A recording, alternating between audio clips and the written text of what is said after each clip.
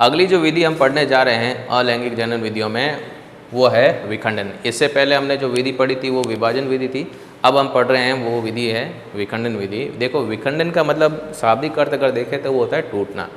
विखंडन विधि के द्वारा अलैंगिक जनन सामान्य तौर पर एक कोशिकीय जीवों में ही होता है, और इस विधि में हम क्या देखते हैं कि कोशिका के भीतर जो केंद्रक पाया जाता है, पहले केंद्रक का विभाजन होता है। जब केंद्रक विभाजित हो जाता है तो उसके बाद में कोशिका द्रव्य विभाजित होता है, जिससे कोशिका दो या दो से अधिक भागों में विभाजित हो जाती है और उसका प्रत्येक भाग जो है एक नए जीव का क्या कर देता है, निर्माण कर देता है। तो ऐसी विधि को ही हम क्या कहते हैं, विखंडन विधि। तो विखंडन का मतलब है क्या, पहले केंद्रक विभाजित होगा कोशिका का और उसके बाद में कोशिका द्रव्य। ठीक है, केंद्रक दो या दो से अधिक भागों में विभाजित होगा तो कोशिका द्रव्य भी उतने ही भागों में विभाजित हो जाएगा और उतनी ही संख्या में जो है नए कोशिकीय जीवों का क्या हो जाएगा, निर्माण हो जाएगा। तो इसी को हमने क्या नाम दिया, विखंडन नाम दिया। विखंडन के भी हम दो प्रकार पढ़ेंगे, एक द्विविखंडन और दूसरा होगा कौन सा, बहुविखंडन। तो शुरू करते हैं हम किसके बारे में, विखंडन के बारे में। क्या है विखंडन, किसे कहा जाता है?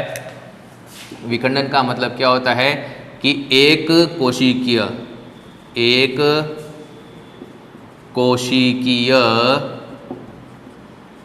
जीव की कोशिका में पहले केंद्रक दो या दो से अधिक, केंद्रक जो है वो दो या दो से अधिक भागों में विखंडित होता है। भागों में क्या होता है, विखंडित होता है। उसके बाद कोशिका द्रव्य, उसके बाद कोशिका द्रव्य विखंडित होकर, ठीक है, पहले तो केंद्र विखंडित हो गया और उसके बाद में कोशिका द्रव्य विखंडित हो गया। विखंडित होकर दो या दो से अधिक, दो या दो से अधिक नए कोशिकीय जीवों का, नए कोशिकीय जीवों का क्या करती है, निर्माण करती है। तो इसे ही हम क्या कहते हैं, विखंडन। तो इसे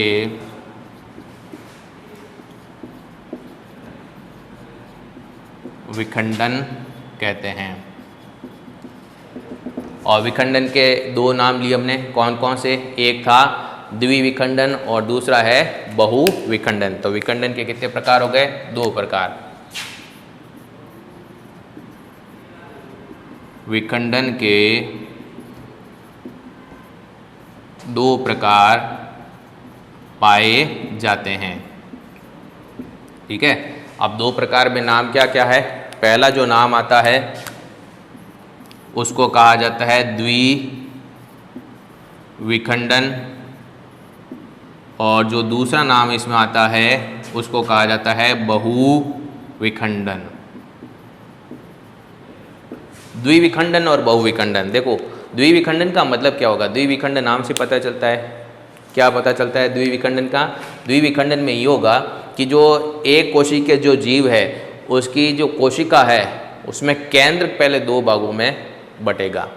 जब केंद्रक दो भागों में बढ़ जाता है उसके बाद में कोशिका द्रव्य भी दो भागों में बढ़ जाता है, जिससे एक कोशिका से दो नए कोशिकीय जीवों का निर्माण हो जाता है। तो उसी को हम क्या कहेंगे, द्विविखंडन कहेंगे। बात आगे समझ में। तो द्विविखंडन का मतलब क्या हुआ, द्विविखंडन किसे कहा जाता है ये अपन देखते हैं। तो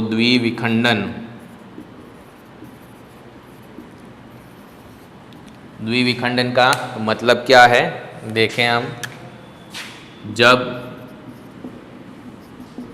एक कोशिकीय जीव की कोशिका का केंद्रक दो भागों में, कितने भागों में? दो भागों में विखंडित हो जाता है।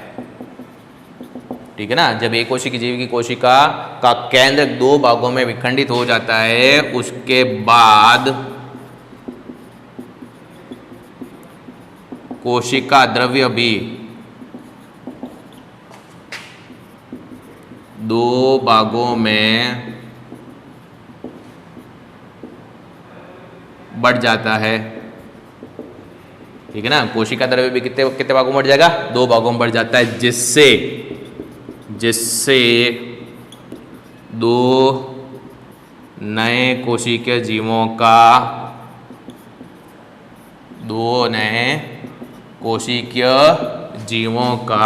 क्या होता है? निर्माण होता है। दो नए कोशिकीय जीवों का क्या होता है? निर्माण होता है। इसे विखंडन, और वो भी कौन सी? द्विविखंडन। इसे द्विविखंडन विधि कहते हैं। और द्विविखंडन विधि जो है, इसमें जो उदाहरण आता है, एक तो आएगा अमीबा और एक उदाहरण आता है जिसको कहा जाता है लेशमानिया। तो उदाहरण जो इसमें आते हैं, एग्जाम्पल जो इसमें है उदाहरण, एक उदाहरण तो आएगा इसका कौन सा? अमीबा, और जो दूसरा उदाहरण आएगा वो आ जाएगा इसमें कौन सा? लेशमानिया। तो इसमें दो उदाहरण हैं, अमीबा और लेशमानिया।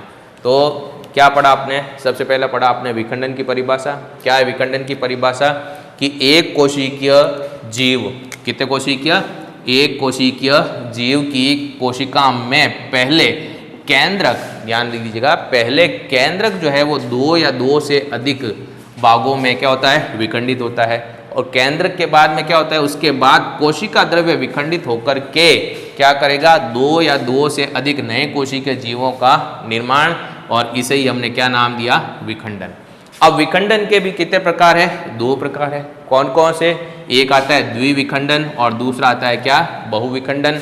द्विविखंडन में हमने क्या देखा कि जब एक कोशिकीय जीव की कोशिका का केंद्रक दो भागों में, केंद्र कितने भागों में? दो भागों में विखंडित हो जाता है, और उसके बाद में कोशिका द्रव्य भी दो भागों में क्या हो जाता है? बट जाता है, जिससे दो नए कोशिकीय जीवों का निर्माण होता है। तो इसे हम क्या कहेंगे? द्विविखंडन कहेंगे। और इसका उदाहरण जो आता है वो है अमीबा और लेशमानिया।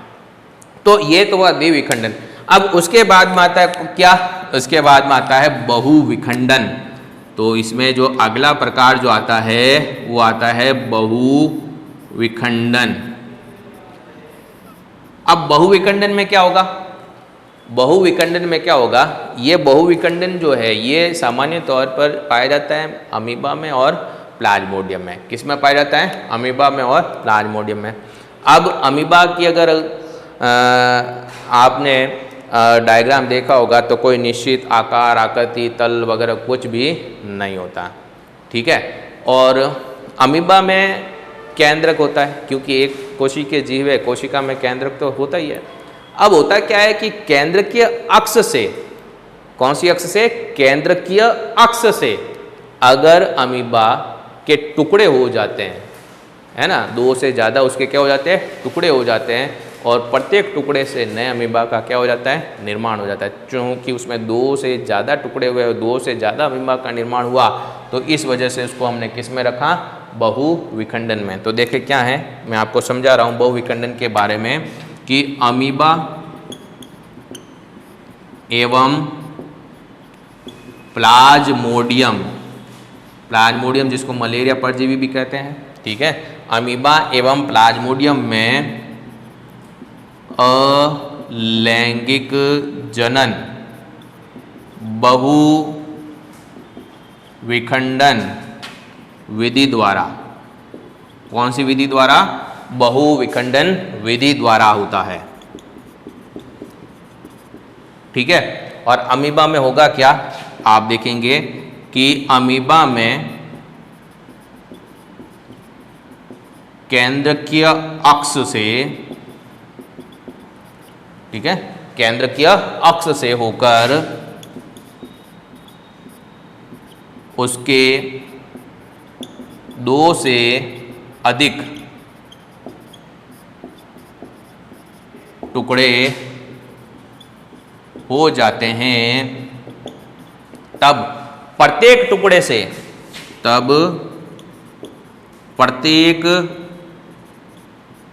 से नए अमीबा का, प्रत्येक टुकड़े से नए अमीबा का क्या हो जाता है, निर्माण हो जाता है। अब ये कैसे सर, ये देखें, जैसे मान लीजिए कि ये एक अमीबा है, ठीक है, और इसमें यहाँ पर क्या उपस्थित है, केंद्रक उपस्थित है। तो ये तो हो गया यहाँ पर अमीबा,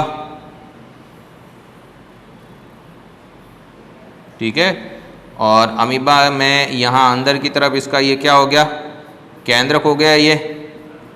अब इसमें ये बताया जाता है कि केंद्रकीय अक्ष से होकर के उसके क्या हो जाते हैं, टुकड़े हो जाते हैं। अब केंद्रकीय अक्ष का मतलब क्या होता है, केंद्रक से होते हुए, कहाँ से होते हुए, केंद्रक से होते हुए।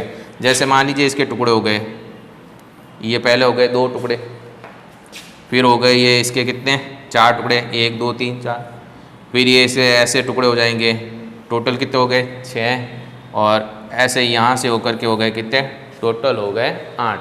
तो 2 से ज़्यादा टुकड़े हो रहे हैं ना, सारे के सारे केंद्र के अक्ष से, केंद्रक से होते हुए, ठीक है। तो अब आप देखोगे कि ये जो टुकड़ा आप जो देख रहे हो, ये इतना टुकड़ा जो आप देख रहे हो, यहाँ से लेकर के यहाँ तक का ये, अब इस टुकड़े में देखो ये हिस्सा जो है ये किसका है, केंद्रक का है। तो इसी प्रकार प्रत्येक टुकड़े के अंदर केंद्रक का कुछ न कुछ अंश उपस्थित होगा, और यही प्रत्येक टुकड़ा आगे चल कर के नए अमीबा का क्या कर देगा, निर्माण कर देगा। समझ में आ गया। तो हमेशा ध्यान रखिएगा कि अमीबा प्लाज्मोडियम में अलैंगिक जनन जो है बहुविखंडन विधि के द्वारा भी होता है, जिसमें अमीबा में हम क्या देखते हैं कि केंद्रकीय अक्ष से होकर उसके 2 से अधिक टुकड़े हो जाते हैं, तब प्रत्येक टुकड़े से नए अमीबा का क्या हो जाता है, निर्माण हो जाता है। जैसे इस चित्र में आप देख रहे हो कि 8 टुकड़े हुए केंद्र के अक्ष से होते हुए, तो कितने अमीबा बन जाएंगे, 8 अमीबा बन जाएंगे। तो 2 से ज़्यादा बने हैं, तो इस वजह से ये आ गया बहुविखंडन। अब बात करते हैं प्लाज्मोडियम की। यह है प्लाज्मोडियम, जिसको मलेरिया परजीवी कहते हैं। जब प्लाज्मोडियम का हम जीवन चक्र पढ़ेंगे, मलेरिया रोग के बारे में पढ़ते हैं, तब प्लाज्मोडियम का जीवन चक्र पढ़ते हैं, तब उसमें प्लाज्मोडियम की हम अवस्थाएं भी पढ़ेंगे, जिसमें एक अवस्था होती है साइजोगोनी और एक होती है स्पोरोगोनी। अभी तो केवल आप नाम ध्यान में रखिएगा, जब हम उस चैप्टर में जाएंगे मानव रोगों के बारे में, तब हम मलेरिया रोग के बारे में और प्लाज्मोडियम के जीवन चक्र के बारे में पढ़ेंगे, तब उसमें इन अवस्थाओं के बारे में हम पूरी जानकारी लेंगे। फिलहाल आप ध्यान रखिएगा नाम के बारे में कि प्लाज्मोडियम की साइजोगोनी और स्पोरोगोनी जो अवस्थाएं जो होती है, वो अवस्थाएं उत्पन्न होती है किसके द्वारा, बहुविखंडन के द्वारा, ठीक है ना। तो हमेशा आप ध्यान रखिएगा कि अमीबा और प्लाज्मोडियम में अलैंगिक जनन जो होता है वो कौन सी विधि के द्वारा होता है, बहुविखंडन विधि के द्वारा होता है। तो मैं यहाँ लिख देता हूँ कि प्लाज्मोडियम में कौन सी अवस्था, प्लाज्मोडियम की साइजोगोनी एवं स्पोरोगोनी अवस्था में कौन सा विखंडन होता है, बहुविखंडन होता है। तो ये हमने पढ़ा विखंडन विधि के बारे में। विखंडन विधि के बाद में अगली जो हम विधि पढ़ेंगे उसका नाम है खंडन विधि। कौन सी विधि, खंडन विधि। खंडन विधि जो है वो अलैंगिक जनन की एक ऐसी विधि है जो शैवालों में पाई जाती है, और शैवाल भी कौन से, तंतुमय बहुकोशिकीय शैवाल। अभी तक तो हम सब जो उदाहरण पढ़ रहे हैं सब एक कोशिकीय, अब आ रहे हैं कौन से, बहुकोशिकीय। और कौन सी विधि के द्वारा, खंडन विधि के द्वारा।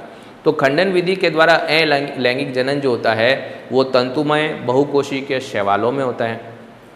ठीक है, अब शैवाल क्या होता है कि अनेक जो है छोटे छोटे खंडों में टूट जाता है और शैवाल के प्रत्येक खंड में केंद्रक पाया जाता है, कोशिका द्रव्य भी पाया जाता है, साथ साथ में हरित लवक भी पाया जाता है। और जब भी अनुकूल परिस्थिति आती है तो उस प्रत्येक खंड से एक नए तंतुमय शैवाल का क्या हो जाता है, निर्माण हो जाता है। तो ऐसी अलैंगिक जनन विधि को ही हम क्या कहते हैं, खंडन विधि कहते हैं, जो पाई जाती है किसमें, शैवालों में पाई जाती है। तो पढ़ते हैं, पहले आप ये नोट कर लीजिएगा।